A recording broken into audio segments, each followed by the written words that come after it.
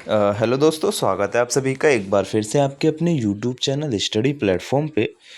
दोस्तों, आज का जो वीडियो रहेगा ना बहुत इम्पोर्टेंट रहेगा। बीए, बीएससी, बीकॉम 6 सेमेस्टर के जितने भी हमारे प्यारे साथी हैं सभी के लिए बहुत इम्पोर्टेंट रहेगा। देखो, आज की इस क्लास में ना मैं कुछ अलग ही आपके लिए लेके आया हूँ। मतलब कि जो आपका communication skill and personality development का क्वेश्चन पेपर रहता है को करिकुलर के अंतर्गत, इसमें आपको 6 सेमेस्टर में पढ़ना ही रहता है, चाहे आप बीए के स्टूडेंट हैं, बीएससी के या फिर बीकॉम के। तो इस क्लास में मैं एमसीक्यूज़ क्वेश्चंस की तरह ही मतलब एक क्वेश्चंस फिर उसका थोड़ा डिटेल में आंसर आपको यहाँ पे बताने वाला हूँ, जो मतलब आपको इस क्लास में 25 ऐसे क्वेश्चंस मिलेंगे जो मोस्ट रिपीटेड क्वेश्चंस रहते हैं। मतलब हर बार पूछे जाने तय हैं। आप इसमें से एक भी क्वेश्चन ऐसा नहीं है जो नहीं पूछा जाएगा। तो सिर्फ ये 25 क्वेश्चंस आप एक बार आपका एग्ज़ाम है, तो एग्ज़ाम से पहले इस वीडियो को ज़रूर देख लेना। बहुत ज़्यादा लंबी इस वीडियो को नहीं करूँगा मैं, और आपके पास वीडियो देखने का भी टाइम नहीं है, तो इस वाले पीडीएफ को टेलीग्राम से आप डाउनलोड कर सकते हैं, लिंक डिस्क्रिप्शन में दे रखा है। लेकिन आप रिक्वेस्ट रहेगी कि वीडियो को यूट्यूब पे एक बार ज़रूर देख लें, ठीक है? 25 इसमें टॉप इम्पोर्टेंट क्वेश्चंस रहेंगे। वो क्वेश्चंस रहेंगे जो हर एक यूनिवर्सिटी में बार-बार पूछे जाते हैं। आप प्रीवियस ईयर के सारे क्वेश्चंस पेपर उठा के देख लेना। ये क्वेश्चंस आपको हर क्वेश्चन पेपर में, हर यूनिवर्सिटी के क्वेश्चन पेपर में देखने को ज़रूर मिलेंगे, ठीक है? और इनसे रिलेटेड मिल जाएँगे, सेम टू सेम ना मिले तो इनसे रिलेटेड ज़रूर मिल जाएँगे। अगर आप इन्हीं क्वेश्चंस को समझ लेते हैं, तो मैं समझ रहा हूँ आप जो 100 टॉप 100 क्वेश्चंस की वीडियोज़ वगैरह देखते हो ना, कि एक-एक क्वेश्चन अलग-अलग तरीके से एक ही क्वेश्चन पूछ रहा है, वो आपको यहीं पे कवर हो जाएँगे मेरे भाई, ठीक है? देखो, आपको बस विश्वास दिलाने वाली ये बात है, मैं इतनी देर से यहाँ पे कर रहा हूँ, वरना क्वेश्चंस बहुत इंपॉर्टेंट है। एक बार विश्वास करके इन 25 क्वेश्चंस को आपको ज़रूर देख लेना है। देखो, क्वेश्चन नंबर 1 है कि ईमेल जो आप ईमेल होता है, यानी कि ईमेल की विषय पंक्ति जैसे सब्जेक्टिव लाइन कैसी होनी चाहिए? जब आप किसी को ईमेल लिखते हैं तो सबसे पहले आपकी ईमेल आती है, फिर मेरे ख़्याल से जिसको आपको भेजना है उसकी ईमेल आपको डालनी रहती है, फिर आपको सब्जेक्ट। तो यहाँ पे वही पूछ रहा है कि सब्जेक्ट लाइन कैसी होनी चाहिए? सब्जेक्ट लाइन से हमें ये पता चलता है, यानी कि जिसको हमने मैसेज भेजा है उसको ये पता चलता है कि इस बंदे ने जो मुझे ये मैसेज भेजा है वो किस बारे में भेजा है।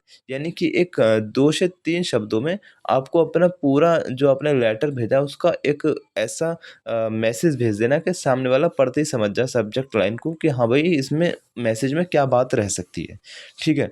तो आपका जो सब्जेक्ट लाइन होनी चाहिए ना, वो स्पष्ट और विशिष्ट होनी चाहिए। बहुत इंपॉर्टेंट क्वेश्चन रहेगा। ठीक है, जैसे कि पेमेंट अटक गया था यूट्यूब में, तो मैं बैंक वालों को, अपनी बैंक ऑफ बड़ौदा वालों को एक ईमेल भेजा, तो एकदम से मैंने उसमें लिखा था ना, पेमेंट रिसिप्ट इश्यू, मतलब कि मेरी पेमेंट रिसिप्ट आ गई थी बट मेरे बैंक में नहीं आया था।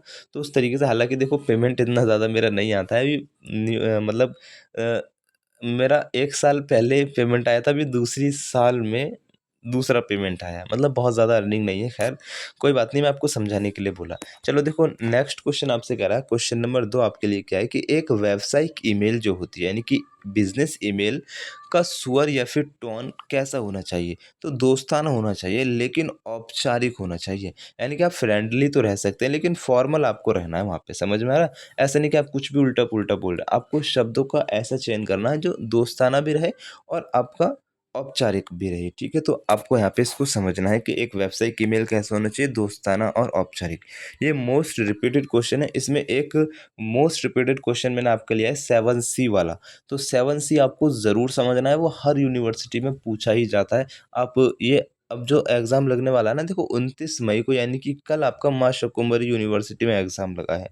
अगर उस यूनिवर्सिटी के स्टूडेंट्स इस क्लास को देख रहे हैं, तो दोस्त आपसे रिक्वेस्ट मेरी रहेगी कि इस क्लास को अपने कॉलेज ग्रुप में और अपने दोस्तों के शेयर ज़रूर करना है, ताकि उन सभी को इम्पोर्टेंट क्वेश्चंस पता चल सके। आपको समझ में आ रहा है, बहुत अच्छी बात है। नहीं आ रहा है ना, तो प्लीज़ शेयर ज़रूर कर देना, ताकि उनको इम्पोर्टेंट क्वेश्चंस पता चल सके। और आपको अगर मतलब एमसीक्यू टाइप की ही वीडियो चाहिए, तो इसी वीडियो के डिस्क्रिप्शन में मैंने एक प्लेलिस्ट का लिंक दिया है। उसमें आपकी 20 वीडियोज़ अपलोड हो चुकी हैं अब तक।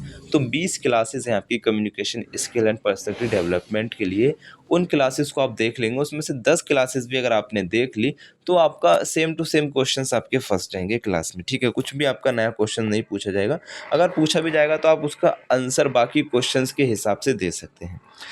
क्वेश्चन नंबर 3 आपसे कह रहा है कि संचार प्रक्रिया, यानी कि कम्युनिकेशन प्रोसेस के अनुसार शोर यानी कि नॉइज़ का वास्तविक अर्थ क्या होता है? तो संचार में किसी भी प्रकार की बाधा या फिर विक्षोभ को कहते हैं, यानी कि आप कुछ भी बात कर रहे हैं, उसके बीच में जो भी बैरियर आ रहा है ना आपकी बातचीत के बीच में, उसी को हम नॉइज़ कहते हैं, शोर कहते हैं। ठीक है? तो क्वेश्चन नंबर 4 आपसे क्या कह रहा है? संचार में फीडबैक से क्या सुनिश्चित होता है? तो संचार में फीडबैक से संचार प्रक्रिया की पूर्णता, ये रिसीवर की प्रतिक्रिया या फिर प्रतिक्रिया को दर्शाता है, ठीक है? ये रिसीवर की प्रतिक्रिया फिर प्रतिक्रिया को दर्शाता है। फीडबैक का एक तरीके से मतलब होता है कि रिप्लाई देना। जैसे आपने किसी को मेल किया, उसने आपको वापस से उसका जवाब में कुछ दे दिया, उसी तरीके से आप यहाँ पे समझ सकते हैं। तो संचार की प्रक्रिया को पूर्णता करता है, यानी कि पूरी करता है। ये रिसीवर की प्रतिक्रिया को दर्शाता है कि जिसने मैसेज हमारा रिसीव किया है, उसने हमें रिप्लाई कर दिया एक तरीके से, समझ में आ रहा है? चलो, जैसे आप मेरे वीडियो पे कोई कमेंट्स करते हैं, मैं उसको या फिर लाइक कर दूँ या फिर उस कमेंट पे आपका रिप्लाई कर दूँ, तो वो मेरी प्रतिक्रिया रहेगी। आपने जो मैसेज मुझे भेजा कमेंट्स के ज़रिए, वो मैंने रिसीव कर लिया है। इस बात का सबूत क्या रहेगा? या तो मैं आपको रिप्लाई कर दूँ या उस आपके कमेंट को लाइक कर दूँ, जिससे आपको ये मैसेज पता चलेगा कि हाँ, सर ने मेरा कमेंट्स देख लिया है, ठीक है? चलो, क्वेश्चन नंबर 5 आपसे कह रहा है कि भाषण, बैठकें और टेलीफ़ोन कॉल किस प्रकार के संचार के अंतर्गत आते हैं? तो आपको याद रखना है, ये सब मौखिक संचार के अंतर्गत आते हैं। बहुत इंपॉर्टेंट क्वेश्चन है ये। क्वेश्चंस में अगर इसी क्वेश्चंस में ऑप्शन रहेंगे, तो आप थोड़ा सोचेंगे, लेकिन आपको याद रखना है, भाषण जब आप देते हैं तो मुँह से बोलते हैं ना, बैठ के टेलीफ़ोन कॉल्स, इस तरीके से आपको देखो एक इम्पोर्टेंट बात और यहाँ पे ये रहेगी, जब भी आप एग्ज़ाम हॉल में बैठे ना, तो आपको एकदम शांत माइंड लेके बैठना है। ये बहुत बड़ा रोल अदा करता है आपके क्वेश्चंस पेपर को सही दिशा में ले जाने के लिए। जब आप शांत मन से बैठेंगे ना, आप क्वेश्चन को शांत मन से पढ़ेंगे, यानी कि एकदम इत्मीनान से पढ़ेंगे, तो आपको क्वेश्चन समझ में आएगा। और सबसे बड़ा टास्क होता है क्वेश्चन को समझना। आप देखते होंगे जब आप क्वेश्चंस दे के घर पे आते हैं, तो आप देखते हैं यार ये क्वेश्चंस तो मुझे पता था, इसका आंसर मैंने नहीं लगाया। क्यों नहीं लगाया? क्योंकि आप शांत मन से वहाँ पे नहीं बैठे। आप इस मन से बैठे कि जल्दी-जल्दी मैं कर लूँ, कहीं टाइम ना निकल जाए, मैं जल्दी-जल्दी टिक कर लूँ। इस तरीके से आप बैठते हैं ना, तो आपको शांत मन से बैठना, क्वेश्चंस को धीरे-धीरे बहुत सुकून से पढ़ते हुए टिक लगाना है। क्वेश्चन समझ में आ गया, लेकिन उसका आंसर आपको नहीं पता है, उसे छोड़ सकते हैं। लेकिन क्वेश्चन समझ में नहीं आया, आप ऐसे ही पढ़े जा रहे हैं, वो नहीं करना है। थोड़ा सुकून से आपको क्वेश्चंस को ज़रूर पढ़ना है, एकदम शांत मन से बैठना है। ये मेरी रिक्वेस्ट आपसे रहेगी फिर से, ठीक है?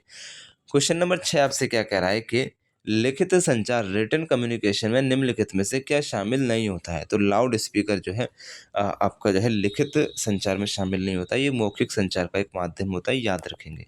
क्वेश्चन नंबर 7 आपसे क्या कह रहा है कि ईमेल लिखने में सीसी का पूर्ण रूप यानी कि फुल फॉर्म क्या होता है? तो सीसी का मतलब होता है कार्बन कॉपी, ठीक है।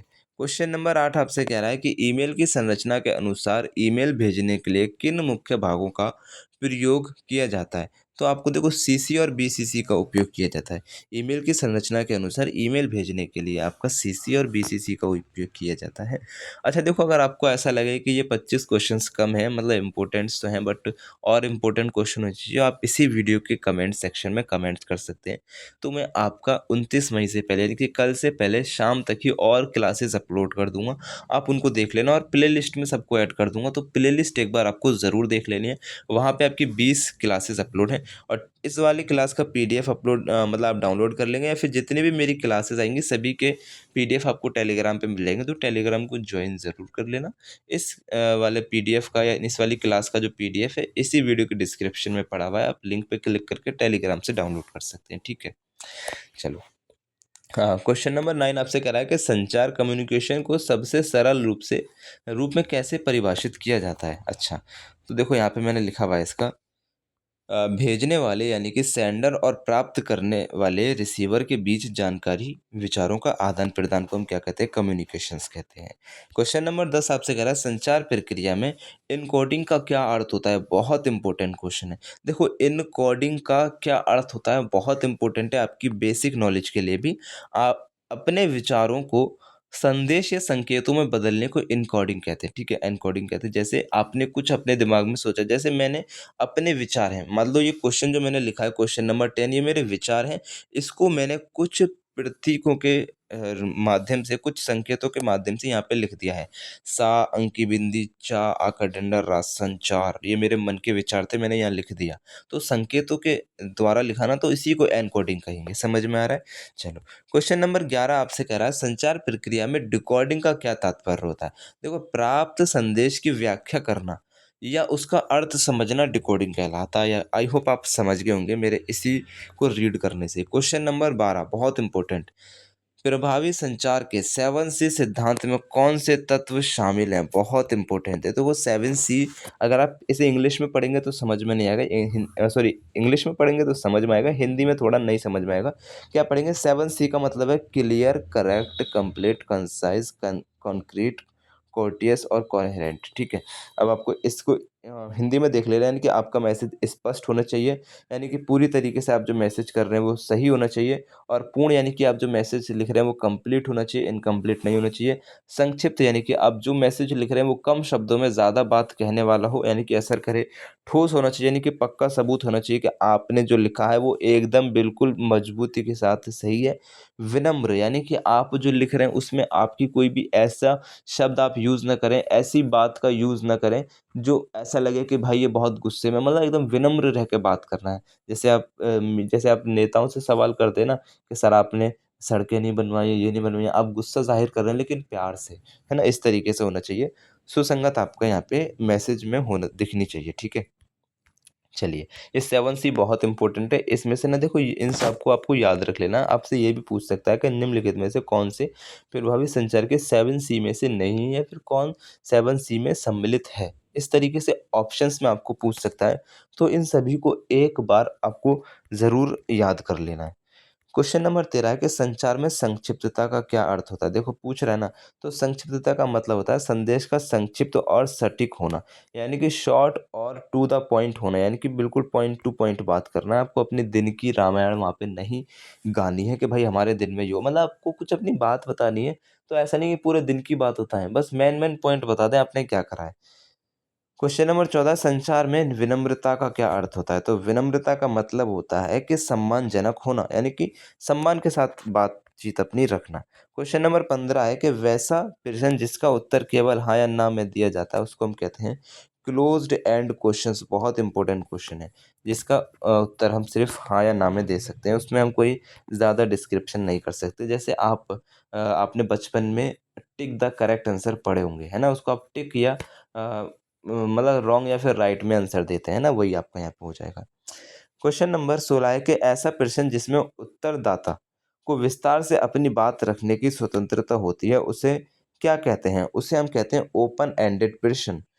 क्वेश्चन नंबर 17, ईमेल में बीसीसी का पूर्ण रूप क्या है? बहुत इंपॉर्टेंट क्वेश्चन है। Blind carbon copy. और बीसीसी का पूर्ण रूप भी याद रखेंगे। देखो, बीसीसी ब्लाइंड कार्बन कॉपी और सीसीसी कार्बन कॉपी। बहुत सिंपल है और इम्पोर्टेंट भी बहुत है। क्वेश्चन नंबर 18, शारीरिक भाषा मतलब बॉडी लैंग्वेज, यानी कि हाव भाव और आंखों के संपर्क को किस प्रकार का संचार माना जाता है?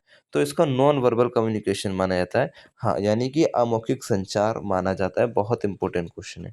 क्वेश्चन नंबर 19 है कि संचार का वह माध्यम जिसमें सूचना का प्रवाह उच्च अधिकारियों से अधीनस्थ कर्मचारियों की ओर होता है उसको क्या कहते हैं? उसको अधोमुखी संचार, यानी कि डाउनवर्ड कम्युनिकेशंस कहते हैं। देखो, क्वेश्चन समझना बहुत इंपॉर्टेंट है। ये अभी मैंने किसी यूनिवर्सिटी का क्वेश्चन पेपर सॉल्व करवाया था, वहाँ पे ये क्वेश्चन रिपीट हुआ है।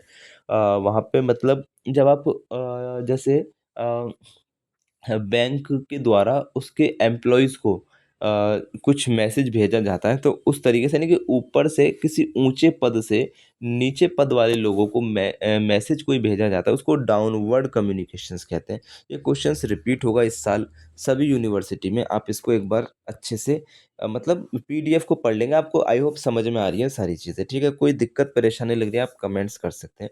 क्वेश्चन नंबर 20 आपसे कह रहा है कि जब एक ही स्तर के 2 कर्मचारी आपस में बातचीत करते हैं, तो वह किस प्रकार का संचार होता है? तो उसको क्षैतिज या फिर समतल संचार कहते हैं।